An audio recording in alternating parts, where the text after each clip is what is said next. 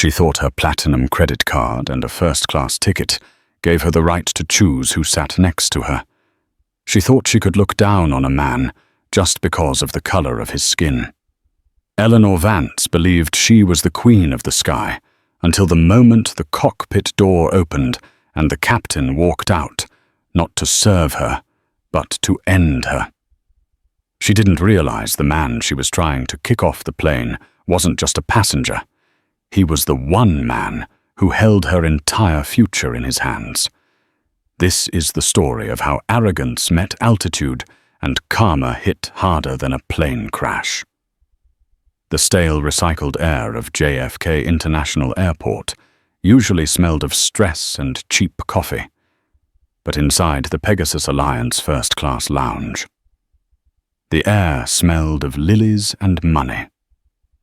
Mrs. Eleanor Vance adjusted the collar of her cream-colored Chanel blazer, checking her reflection in the dark glass of the lounge window. At 55, Eleanor wore her wealth like a suit of armor. Her hair was a stiff blonde helmet that didn't move when she turned her head. Her skin was pulled tight, the result of excellent surgeons in Switzerland, and her eyes were the color of cold steel. She was the CEO of Vance Interiors, a luxury design firm that catered to the top 1% of Manhattan. But the truth known only to her and her accountant was that Vance Interiors was bleeding. She was flying to London for the meeting of a lifetime. The Sterling Group, a massive shadowy conglomerate involving tech and real estate, was looking for a lead designer for their new $4 billion headquarters. If Eleanor landed this contract, she was saved. If she didn't, she was bankrupt. "Champagne, Mrs. Vance?" a waiter asked, appearing at her elbow.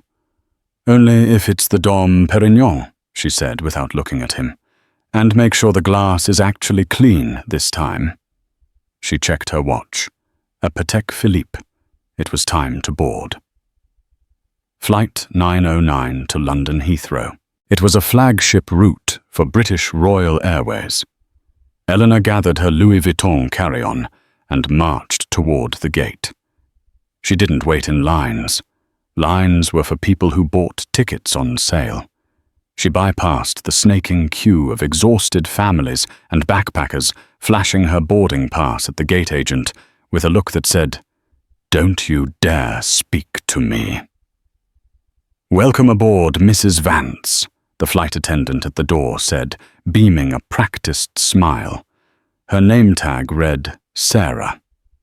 "You're in seat 1A today. A lovely choice." "It's the only choice," Eleanor muttered, stepping onto the plush carpet of the aircraft. She loved this moment. The turn left. The separation from the herd. The first-class cabin was intimate with only 8 suites. It was a sanctuary of swans and exclusivity. She wanted to relax, drink 3 glasses of vintage champagne, and review her pitch for the Sterling Group. She needed to be perfect. Eleanor reached seat 1A and stopped dead in her tracks. Her sanctuary had been breached. Sitting in seat 1B, directly across the aisle from her, was a man. He was African-American, broad-shouldered, wearing a simple grey hoodie and black track pants. He had large noise-cancelling headphones on and was tapping away on an iPad. He looked comfortable. Too comfortable. Eleanor's grip tightened on her designer bag. Her lip curled slightly. In her world, the world of Upper East Side galas and Hampton's garden parties, people like him were the help. They were the drivers, the security guards, the movers. They didn't sit in 1B. She stood in the aisle, blocking the path of a businessman behind her. She didn't sit down. She stared at the man, waiting for him to notice her, to shrink away, to realize he was in the wrong place. The man didn't look up. He turned a page on his iPad, his face calm, unbothered. Eleanor felt a spike of irrational heat in her chest. How dare he? How dare he sit there with such casual ownership of a space that cost $12,000? A ticket. "Excuse me," she said, her voice sharp enough to cut glass. The man didn't hear her. "Excuse me," she said louder. The man blinked, slid one ear cup of his headphones back and looked up. His eyes were dark, deep, and intelligent. He offered a polite, faint smile. "Yes." "Are you sure you're in the right seat?" Eleanor asked, her tone dripping with fake concern. "Economy boarding is actually through the second door. You're quite lost." The man looked at his boarding pass, sitting on the console, then back at her. "1B. I'm pretty sure I'm found." He slid his headphone back over his ear and returned to his screen. Eleanor stood there, mouth slightly agape. The dismissal was absolute. The businessman behind her cleared his throat. "Ma'am, could you sit? You're blocking the aisle." Eleanor slammed her bag into the overhead bin and threw herself into seat 1A. She wasn't going to let this go. This was her flight, her atmosphere, and it was already ruined. The plane taxied to the runway, the engines whining as they spooled up. Eleanor stared out the window, but her reflection showed her eyes darting constantly to the right. The man in 1B, let's call him the intruder, she thought was quiet. He wasn't doing anything wrong, technically. He wasn't loud. He didn't smell. He was just there. And for a woman like Eleanor Vance, whose entire life was built on exclusion and hierarchy, his presence was an itch she couldn't scratch. She pressed the call button. Once, twice, 3 times in rapid succession.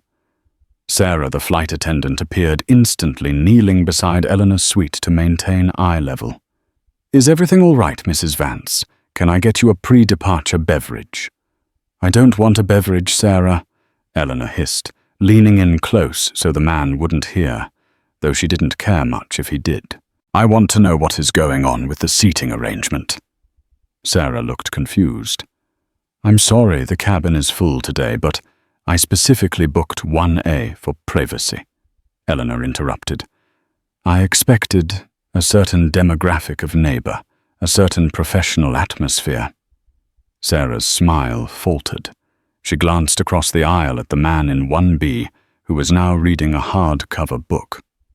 "Sir, Mr. Sterling is a frequent flyer with us, ma'am. I don't care who he is," Eleanor snapped. "He looks like a rapper or a basketball player. It makes me uncomfortable. I have confidential documents to review. I can't have someone like that looking over my shoulder." "Mrs. Vance?" Sarah said, her voice hardening slightly. "Mr. Sterling has not looked at you once. He is a Platinum Key member. I cannot move him." "Then move me," Eleanor demanded. "Is there another seat in first?" "First is full, ma'am. Business class. Full. We are overbooked." Eleanor let out a huff of disbelief. "So you expect me to sit here for 7 hours, feeling threatened?" Sarah blinked. "Threatened? Has he spoken to you? Has he made any aggressive gestures?" "It's his energy," Eleanor said, waving her hand vaguely. "It's aggressive. It's too much. Look, I know how these airlines work. You have protocols for passenger comfort. I am a gold medallion flyer. I demand you do something. He clearly doesn't belong here. Did he upgrade with miles? Did he win a contest? Mrs. Vance, I'm going to have to ask you to keep your voice down." Sarah whispered, her cheeks flushing pink. "You are disturbing the cabin." "I'm disturbing the cabin." Eleanor's voice rose an octave. She wanted a scene. Scenes usually got her what she wanted. "I am the victim here. I paid $12,000 for peace and quiet, not to sit next to someone from the hood." The cabin went silent. The hum of the engines seemed to drop away. The man in 1B stopped reading. He didn't turn his head, but his hand froze on the page. Sarah stood up, her face pale. "Ma'am, that is enough. I will not tolerate discriminatory language on this flight." "Discriminatory?" Eleanor laughed, a cold, brittle sound. "I'm being a realist. Look at him, hoodies and sweatpants in first class. It's disgraceful. I bet he's dealing drugs. I bet that bag of his is full of cash.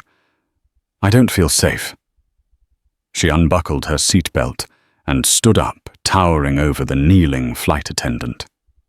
"Get the captain," Eleanor commanded. "Now, I'm not taking off until this situation is rectified. Either he goes back to economy where he belongs, or I'm filing a lawsuit that will own this airline." From the back of the cabin, a few passengers were craning their necks. A young woman in 2A was filming with her phone. The man in 1B, Mr. Sterling, finally closed his book. He placed it gently on the tray table. He turned his head slowly to look Eleanor in the eye. His expression wasn't angry. It was something far worse. It was pity. "Ma'am," he said, his voice deep and resonant like a cello, "I suggest you sit down. You're embarrassing yourself." "Don't you speak to me," Eleanor shrieked, recoiling as if he had slapped her. "Sarah, get the pilot, now." Sarah nodded curtly. "Right away, Mrs. Vance." She turned and marched toward the cockpit, punching the code into the secure door. Eleanor crossed her arms, a smug smile touching her lips. She had won. The captain would come out. He would see a distinguished, wealthy white woman in distress and a large black man in a hoodie. She knew how the world worked. She knew whose side the system was on. She looked at Mr. Sterling. "Hope you enjoyed the pre-flight drink," she sneered, "because you'll be walking back to row 45 in a minute." Mr. Sterling didn't respond. He just picked up his glass of water and took a slow, deliberate sip. The cockpit door clicked and hissed open. The man who emerged was not what Eleanor expected.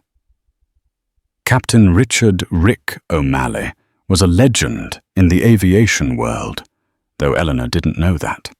He was a man in his late 50s, with silver hair, a jaw like a granite block, and 4 gold stripes on his shoulders that commanded absolute authority. He had flown fighter jets in the Gulf War before moving to commercial aviation. He had zero tolerance for nonsense. He stepped into the first-class cabin, putting his cap back on his head. The air pressure in the room seemed to change. Sarah whispered urgently to him, gesturing toward seat 1A and then 1B. Captain O'Malley listened, his face an unreadable mask. He nodded once, then walked slowly toward the front row. Eleanor straightened her posture. Here was the authority figure, the ally.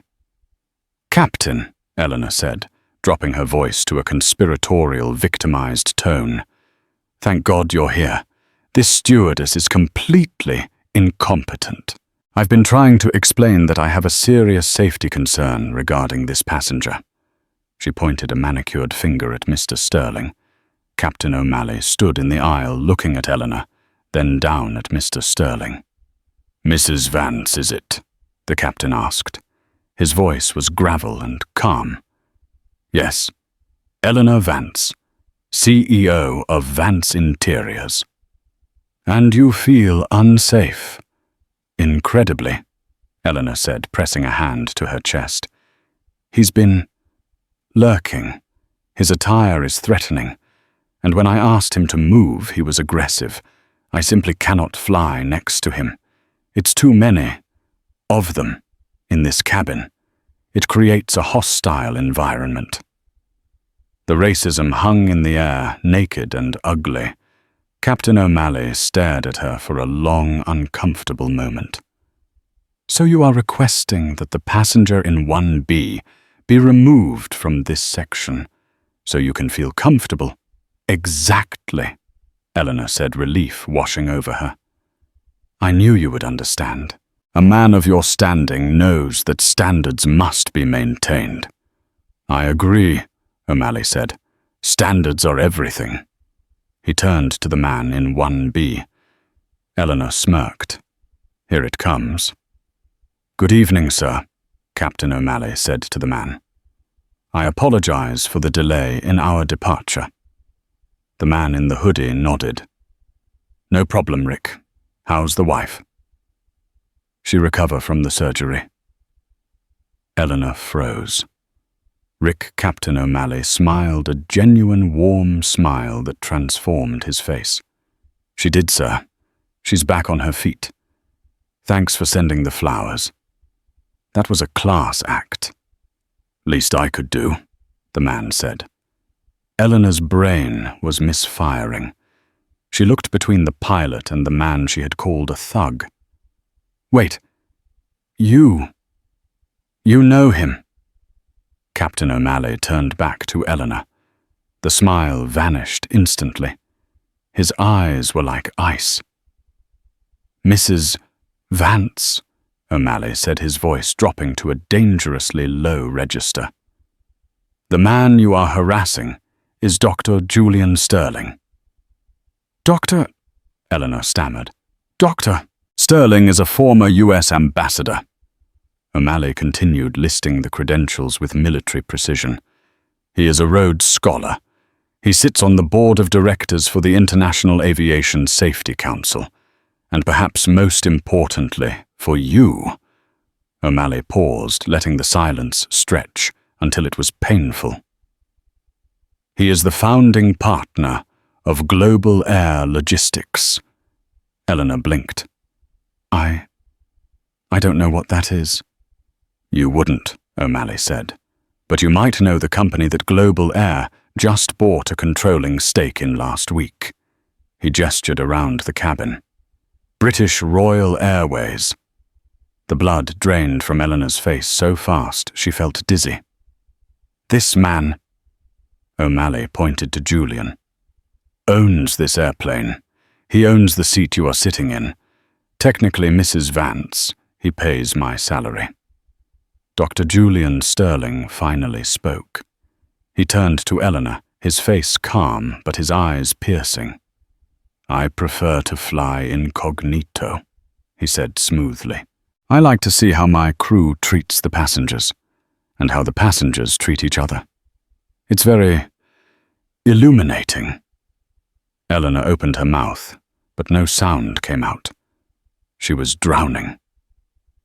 "Now," Captain O'Malley said, standing up to his full height. "You mentioned that you felt unsafe. You mentioned that the environment was hostile. Under FAA regulations, if a passenger declares they feel unsafe to fly, I am obligated to remove the source of that conflict." "Yes." Eleanor grasped at the straw. "Exactly. The conflict." "The conflict," O'Malley interrupted, "is you, Mrs. Vance. Excuse me. You have disrupted my flight crew. You have used hate speech against a fellow passenger. And you have delayed my takeoff. I have zero tolerance for racism on my ship." O'Malley pulled a radio from his belt. "Tower, this is Flight 909. We need to return to the gate. Passenger removal. Requesting airport police to meet us at the jetway." "Copy that, 909. "No," Eleanor screamed, the reality crashing down on her. "You can't do this. I have a meeting. I have to be in London." "Do you know how much this ticket cost?" "I don't care," O'Malley said. He looked at Sarah. "Get her bags." The atmosphere in the cabin had shifted from tense silence to an electric buzz of anticipation.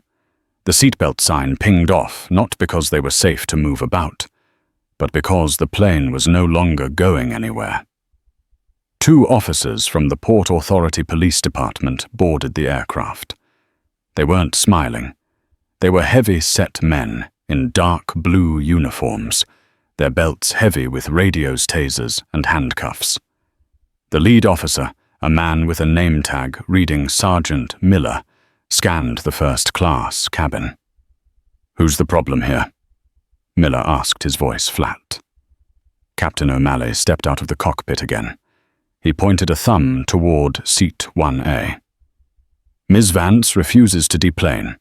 She has disrupted the flight crew, delayed departure, and harassed a passenger.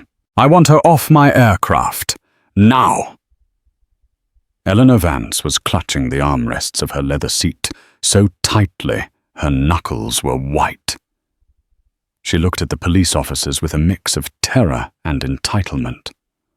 "Officers," she said, her voice trembling but attempting to sound authoritative, "this is a misunderstanding.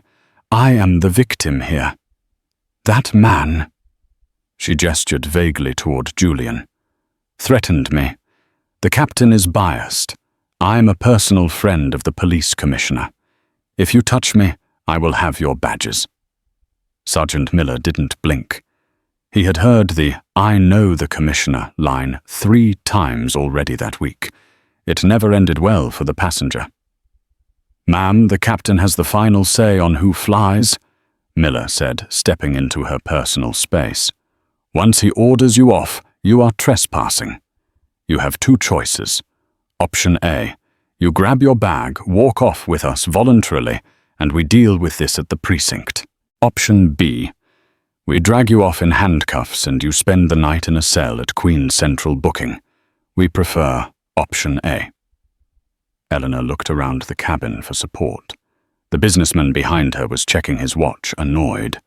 The young woman in 2A was still filming the red light of her phone, recording every second of Eleanor's meltdown.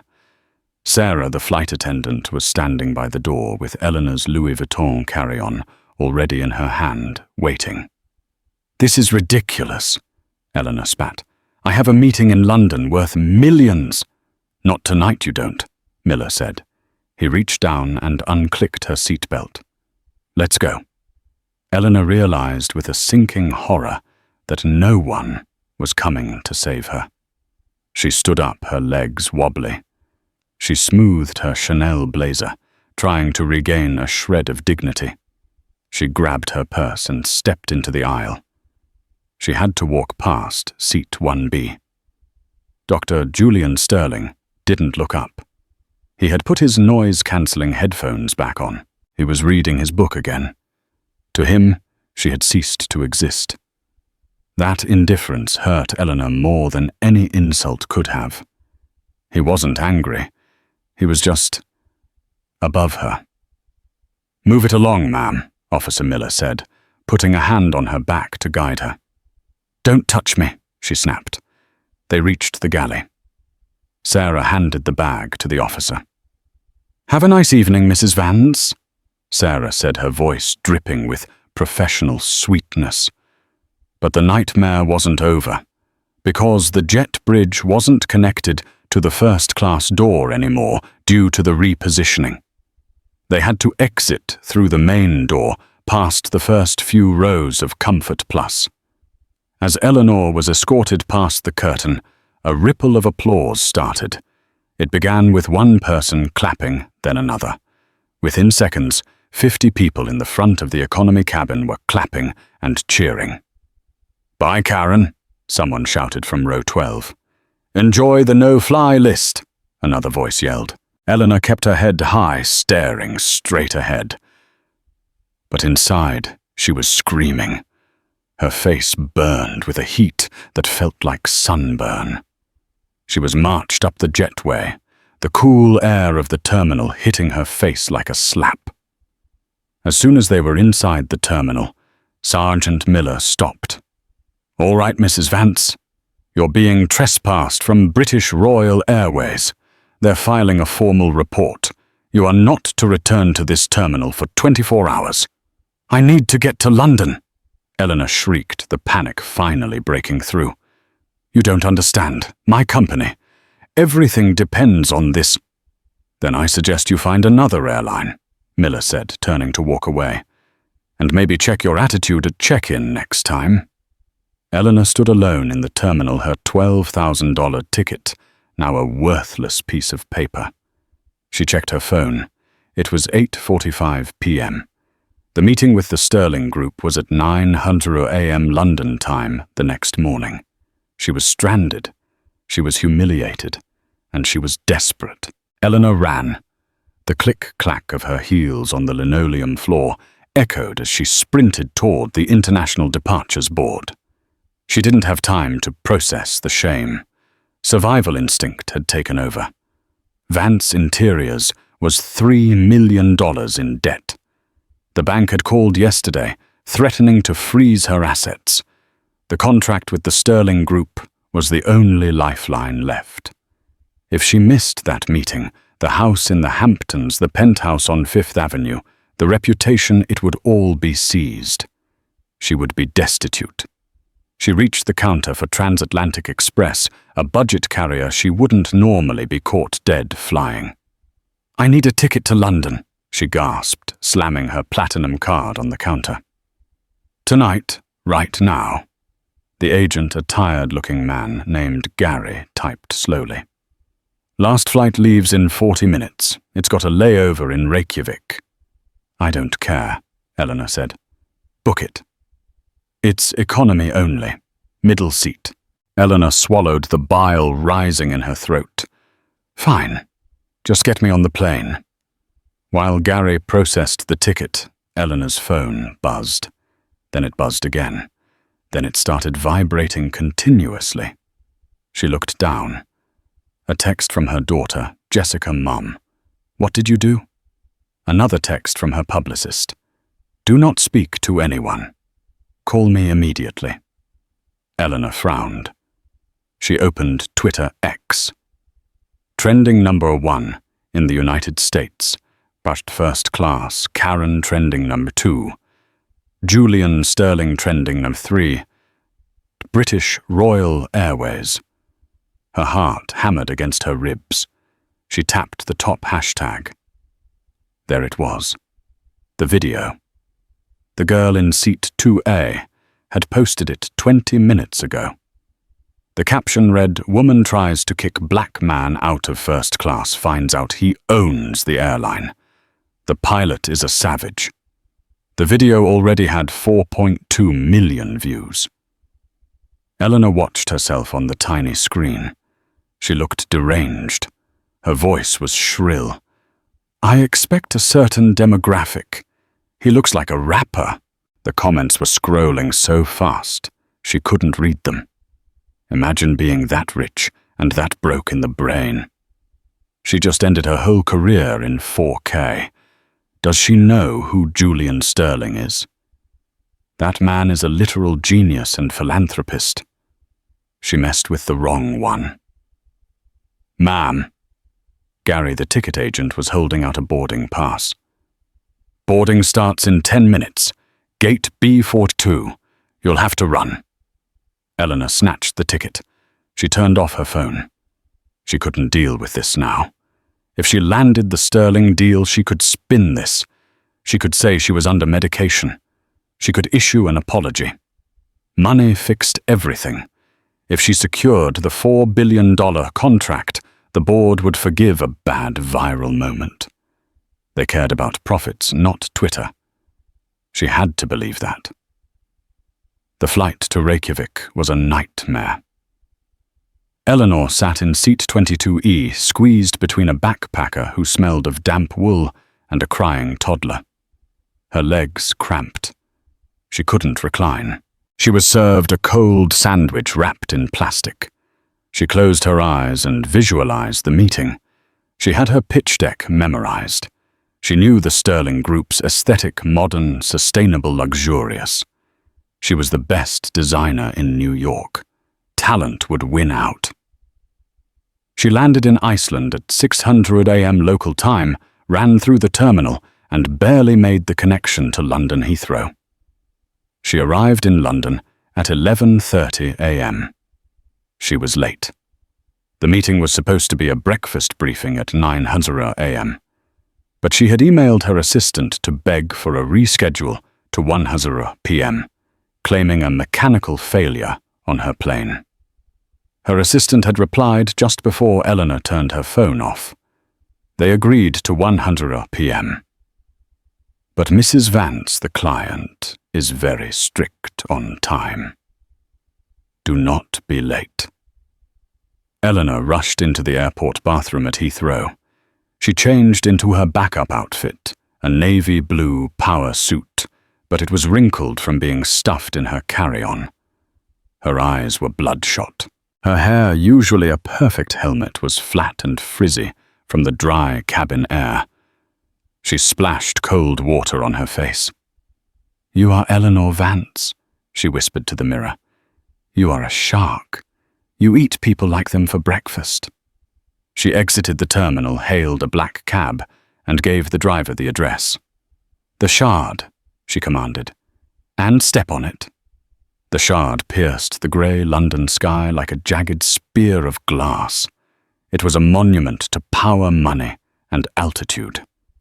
Eleanor rushed into the lobby at 12:55 p.m. She was running on adrenaline and caffeine. She checked in at the security desk. "Eleanor Vance to see the Sterling Group board," she said, breathless. The security guard checked a list. He paused, looking at her, then back at the list. He gave her a strange look. Was it pity? "Amusement, 11th floor," he said. "Conference room Alpha. They are expecting you." The elevator ride was smooth and silent. Eleanor used the reflection in the brass doors to apply one last layer of red lipstick. She put on her game face, the smile that said, "I am in control." The doors opened. The reception area was stark and intimidating. A young assistant, looking terrified, stood up. "Mrs. Vance, you're just in time. The board is seated." "Excellent," Eleanor said, breezing past her. "I'll show myself in." She pushed open the heavy double mahogany doors of Conference Room Alpha. The room was vast. Floor-to-ceiling windows offered a panoramic view of London, but the grey rain outside made the room feel cold. At the centre was a massive table made of reclaimed black oak. Sitting around the table were 5 people. 3 men in expensive grey suits, and 2 women who looked like they ran countries in their spare time. They were reviewing folders, her pitch folders. As Eleanor entered, the conversation stopped. The silence was absolute. "Good afternoon, ladies and gentlemen," Eleanor said, projecting her voice. She walked to the front of the room, setting her bag down. "My apologies for the slight delay. The transatlantic crossing can be unpredictable, but I assure you the vision I have for the Sterling headquarters is worth the wait." No one smiled. No one offered her water. They just stared at her, with a mix of fascination and disbelief. "You may begin," one of the women said icily. Eleanor launched into her pitch. She was good. Despite the exhaustion, despite the disaster of the last 24 hours, she was a professional. She talked about texture, light, the psychology of space. She showed her sketches. For 20 minutes, she owned the room. She felt the confidence returning. She was crushing it. And finally, Eleanor concluded Vance Interiors is not just about design. It is about values. We believe that a space reflects the character of the people who inhabit it. Excellence, integrity, and class. She smiled, waiting for the applause. There was none. From the far end of the table, a high-backed leather chair. The chairman's chair was turned away from her, facing the window and the rainy skyline. "Excellence," a deep voice said from the chair. "Integrity. Class." Eleanor froze. The voice. She knew that voice. It was a cello deep baritone that vibrated in her bones. "Those are interesting words, Mrs. Vance," the voice continued, "especially coming from you." The chair slowly swiveled around. Eleanor's knees buckled. She had to grab the edge of the table to keep from falling. Sitting in the chairman's seat was Dr. Julian Sterling. He wasn't wearing the hoodie and sweatpants anymore. He was wearing a bespoke Savile Row suit that likely cost more than Eleanor's car. He looked regal, powerful, and utterly terrifying. Eleanor made a sound that was half gasp, half whimper. "You..." "Me," Julian said calmly. He steepled his fingers. "You see, Eleanor, can I call you Eleanor? I feel we bonded on our flight." I didn't know," Eleanor stammered. The room was spinning. "I had no idea that I was the chairman of the Sterling Group," Julian finished for her. "Yes, that is the nature of the Sterling Group. It bears my name. Usually people who want to do business with me do a basic Google search." He picked up a remote control and pointed it at the large screen behind Eleanor. "You gave a wonderful presentation on design," Julian said, "but we have a strict policy here. We vet our partners thoroughly. We look for character fit." He pressed a button. The screen didn't show her architectural renderings. It showed the video, the viral video from the plane. Eleanor's voice filled the boardroom, shrieky and hateful. "It's too many of them in this cabin. It creates a hostile environment." The board members watched it stoically. Eleanor watched her life disintegrate. Julian paused the video right on Eleanor's snarling face. "This was taken yesterday," Julian said, "while you were on your way to ask me for $4 million. "Dr. Sterling, please," Eleanor begged, tears finally spilling over. "I was stressed. I have a fear of flying. That wasn't me. I am an ally I have donated to charities." "You tried to have me arrested," Julian said, his voice dropping to a whisper that carried across the room. "You humiliated a flight attendant, and you judged a man based on the color of his skin and the clothes on his back." He stood up. He was tall, imposing. "I grew up in a neighborhood where people looked at me like you did yesterday," Julian said. "I worked my way from the bottom to this chair, and I promised myself that I would never let people like you win." He tossed her pitch folder onto the table. It slid across the polished wood and fell off the edge, landing on the floor with a dull thud. "Your proposal is rejected, Mrs. Vance." "Please," Eleanor sobbed. "My company. I'll lose everything. I'm in debt. I need this contract." "You should have thought about that before you decided you were too good to sit next to me," Julian said. He looked at the security guard waiting by the door. "Escort Mrs. Vance out," Julian commanded, "and make sure she takes the stairs. The elevators are for polite society." The command to take the stairs was not just an inconvenience. It was a dismantle of her dignity. Eleanor Vance stood in the hallway outside the mahogany doors of the boardroom, the heavy click of the lock sliding into place behind her, signaling the end of her life as she knew it. The security guard, a burly man named Thomas, who had watched the entire proceedings with a stoic expression, gestured toward the glowing green exit sign at the end of the corridor. "This way, Mrs. Vance," he said. His tone wasn't rude, but it lacked the deferential softness she was used to. It was the tone one used for a trespasser. Eleanor walked to the stairwell door. Her legs felt like lead. She was wearing 4-inch Louboutin heels, shoes designed for walking from a limousine to a restaurant table, not for descending 11 flights of industrial concrete stairs. She pushed the door open. The stairwell was cold, smelling of dust and unwashed concrete, the smell of the back end of the building, the places where the help moved unseen. Clack, clack, clack. Every step sent a shockwave of pain up her calves, but the physical pain was nothing compared to the screaming panic in her mind. Rejected. The word bounced around her skull. $4 billion. Gone. By the time she reached the ground floor, she was sweating. Her perfect blowout was beginning to frizz at the temples. She pushed open the heavy fire door and spilled out into a service alley behind the Shard. It was raining in London, a cold, grey, relentless drizzle that soaked through her navy power suit in seconds. There was no chauffeur waiting, no black car, just the smell of wet pavement and garbage bins. She reached into her purse with trembling hands and pulled out her phone. She had to call her CFO. She had to spin this.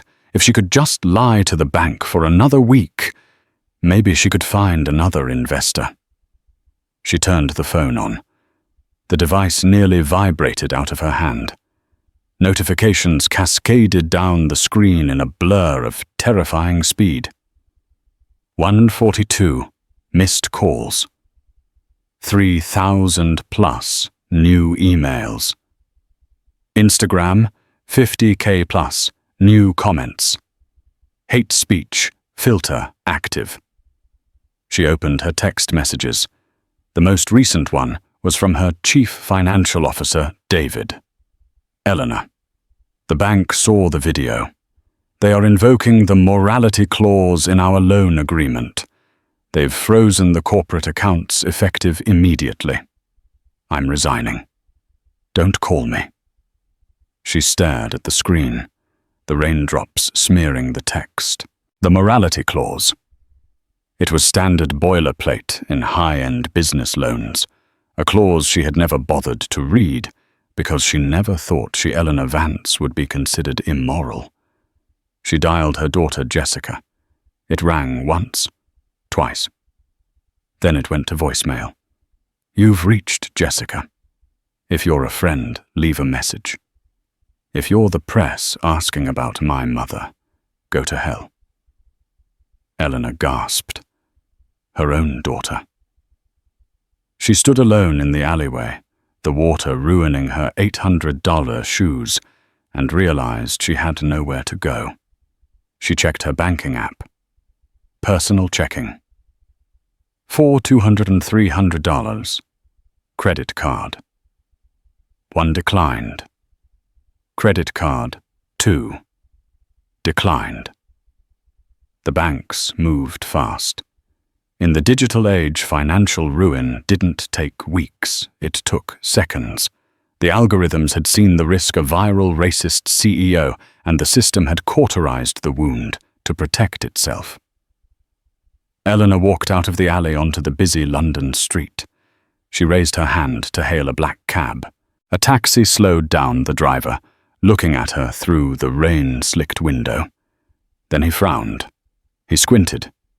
He recognized her. The taxi light flicked off. The driver shook his head, revved the engine, and drove away, splashing a wave of dirty puddle water onto Eleanor's legs. She stood there, dripping wet, while the city of London moved around her. For the first time in 30 years, Eleanor Vance was invisible to the people she thought mattered, and all too visible to the people she had despised. She had to get to the airport.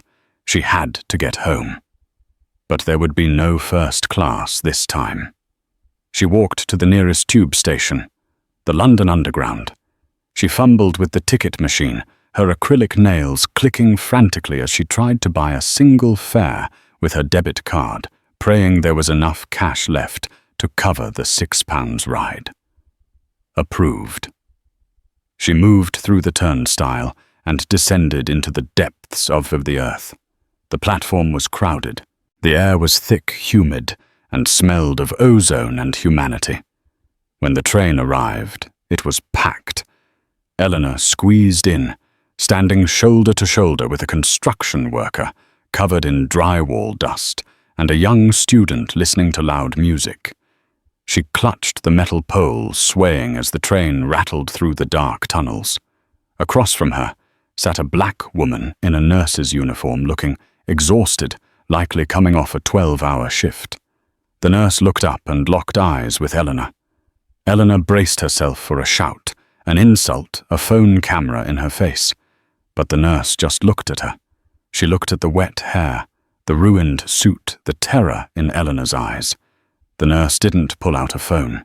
She didn't yell. She just shook her head slowly, a look of profound disappointment, and turned her gaze back to the floor. That silence was louder than any scream. It was the judgment of the world, quietly stepping away from her. 6 months later, the winter wind in Queens was sharper than it was in Manhattan. It didn't just bite, it gnawed. Eleanor Vance pulled the collar of her thrift store trench coat tighter around her neck as she stepped out of the Quick Staff employment agency. The doorbells jingled cheerfully behind her, a stark contrast to the crushing conversation she had just endured. She had spent 30 years building a resume that commanded fear and respect. CEO, visionary, leader.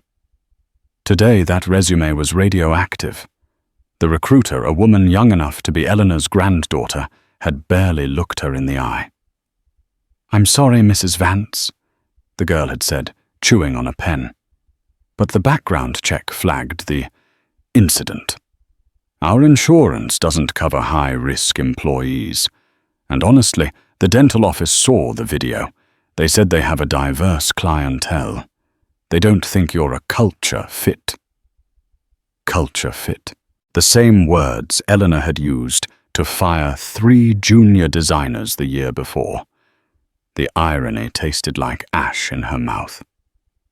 Eleanor walked down the cracked sidewalk, head down, avoiding eye contact with passers-by.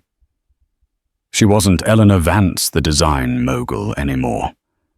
To the world, she was just a meme. A gif used to express entitlement. A cautionary tale with 50 million views. She checked her watch. It was a cheap plastic digital one she had bought at a pharmacy. Her Patek Philippe had been seized by the creditors in the first week. 1:45 p.m. She was late.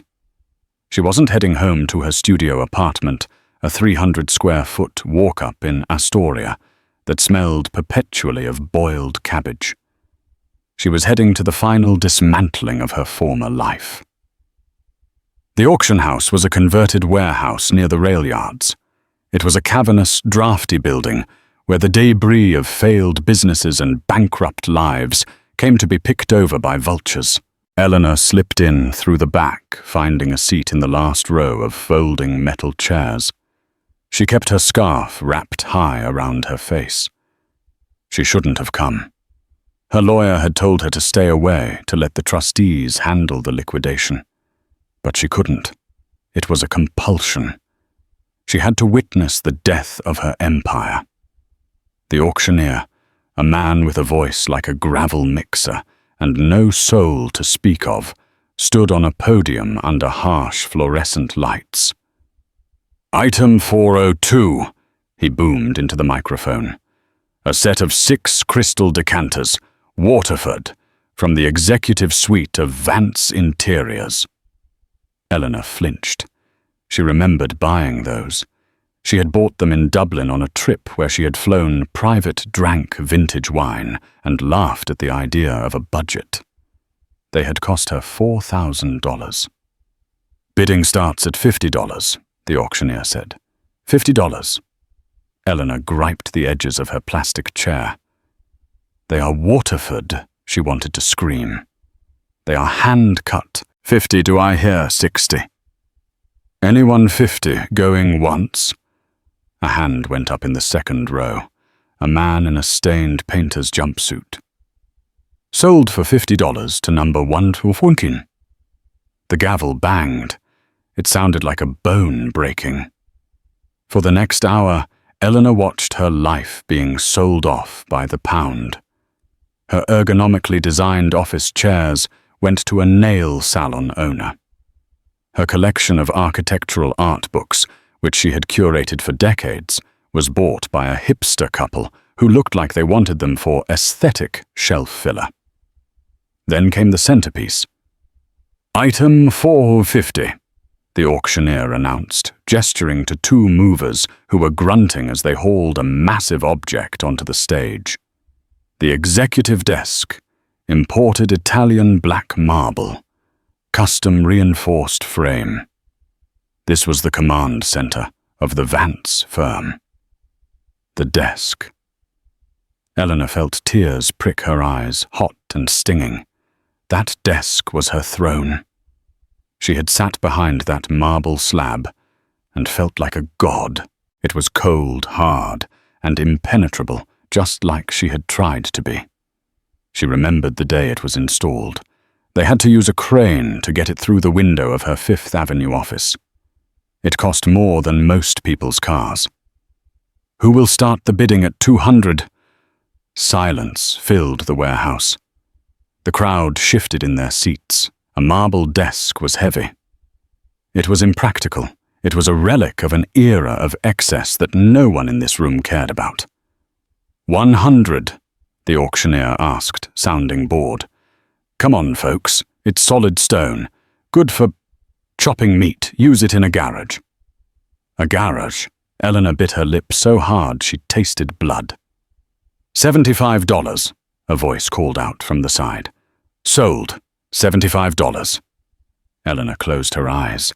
Her power, her legacy, her fortress, sold for the price of a dinner for two at a chain restaurant. She couldn't take it anymore.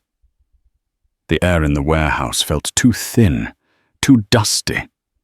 She stood up, her knees popping, and turned to leave. She needed fresh air. She needed to get away from the sound of that gavel. As she navigated the aisle, keeping her head down, she bumped into a couple entering the warehouse. "Oh, excuse me," Eleanor mumbled, clutching her purse to her chest. "No worries," the man said. He sounded cheerful, light. Eleanor froze. She didn't know the man, but she knew the woman holding his hand. Standing in the doorway, bathed in the grey afternoon light, was Sarah, the flight attendant from British Royal Airways. Sarah looked different. She wasn't wearing the stiff uniform and the practiced smile of a service worker. She was wearing a soft cashmere coat, designer boots, and a sparkling diamond ring on her left hand. She looked radiant, healthy, and unburdened. Eleanor tried to shrink into her trench coat. She tried to become invisible. "Please," she prayed. "Don't see me. Not here, not like this." But Sarah's eyes, sharp from years of scanning cabins for trouble, locked onto Eleanor. The recognition was instant. Sarah stopped mid-laugh. Her expression shifted from joy to confusion, and then to a slow, dawning realization. She looked at Eleanor's grey hair, the frizz, the cheap coat, the lines of exhaustion etched deep into her face.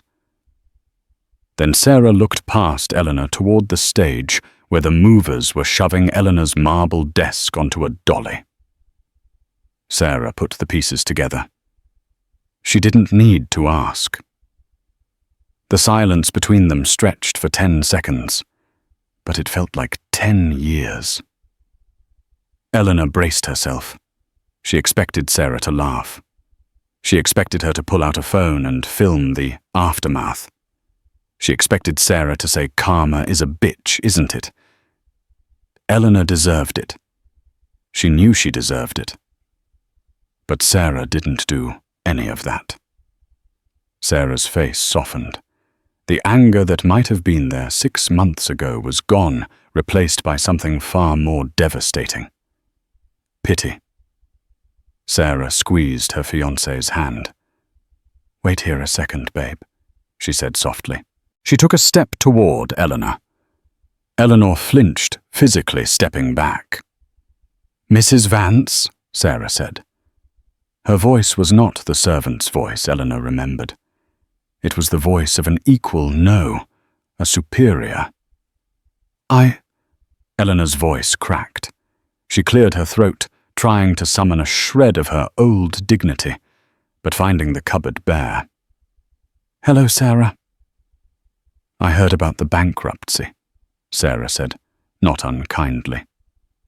I didn't know it was this complete. The market's turn.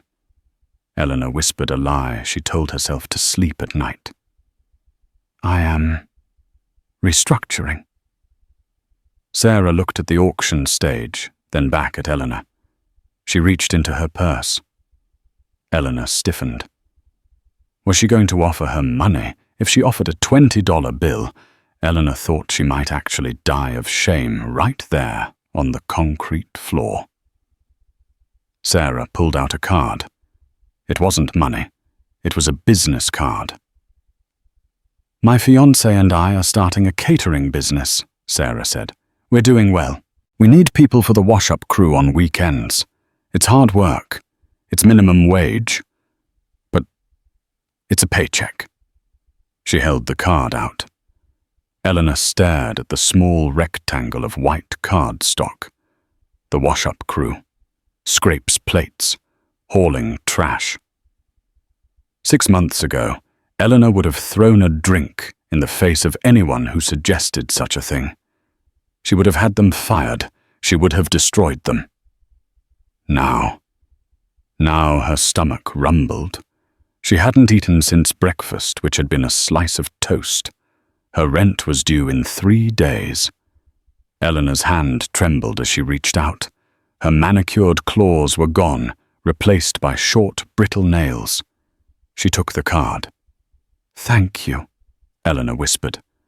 The words felt like broken glass in her throat. Take care, Eleanor, Sarah said. She didn't say Mrs. Vance this time. She used her first name. The hierarchy was gone. Sarah turned and walked back to her fiancé. They laughed at something he whispered, turned and walked deeper into the auction house, perhaps to buy a vase that used to sit on Eleanor's mantel. Eleanor stumbled out the door into the alleyway. She gasped for air, clutching the business card so tight the corners dug into her palm. She walked 4 blocks to the bus stop. It started to rain, a cold, miserable New York drizzle that soaked through her cheap coat in seconds. The bus shelter was crowded. Eleanor squeezed in, standing shoulder to shoulder with the people she had spent a lifetime avoiding. There was a construction worker smelling of sweat and drywall, a teenage girl popping gum and listening to loud music leaking from her headphones, an elderly woman with 2 heavy grocery bags resting on her swollen ankles. The Q60 bus groaned to a halt in front of them, screeching its brakes. It was packed. Eleanor shuffled on board. There were no seats. She moved to the center, grabbing a greasy metal pole to steady herself as the bus lurched forward, swaying through the potholed streets of Queens. Eleanor felt the press of bodies against her. She was jostled. She was bumped. Someone stepped on her foot. Watch it, a man grunted. Sorry, Eleanor said automatically. She looked out the rain-streaked window. The city was grey and blurring past. Then the bus stopped at a red light. Directly outside the window, towering over the street, was a massive digital billboard. The image changed cycling from a soda ad to a new campaign. It was an advertisement for Global Air Logistics and British Royal Airways. The photo was high-definition, glossy and vibrant. It featured the interior of a first-class cabin. Standing in the aisle, looking powerful and benevolent, was Dr. Julian Sterling. He was shaking hands with Captain Rick O'Malley. They both looked like titans. But it was the tagline underneath that stopped Eleanor's heart. In bold gold typography, the billboard read, "Character is your real currency. Fly with integrity. Fly global." Eleanor stared at the face of the man she had tried to kick off a plane. He was 50 feet tall, glowing in the gloom of the city. He owned the scumway. He owned the message. And she. The bus hit a bump, throwing Eleanor off balance. She stumbled, nearly falling into the elderly woman with the groceries. Eleanor instinctively reached out and grabbed the woman's arm to steady her, preventing the groceries from spilling. "Oh!" the old woman gasped. She looked up at Eleanor with wide, fearful eyes. Eleanor let go gently. "I'm sorry," she said. "Are you all right?" The woman smiled, a genuine, toothless, tired smile. "I'm fine, dear. Thank you. These bags are heavy." "Here," Eleanor said, looking at the heavy plastic bags cutting into the woman's purple fingers. "Let me hold one for you." She took the heavy bag. It smelled of onions and cheap detergent. It was heavy. It was real. The old woman looked surprised, then grateful. "Bless you," she said. Eleanor Vance stood in the middle of the crowded bus, wet, broke, and anonymous. She looked at the billboard one last time as the bus pulled away, leaving Julian Sterling behind in the distance. She wasn't the queen of the sky anymore.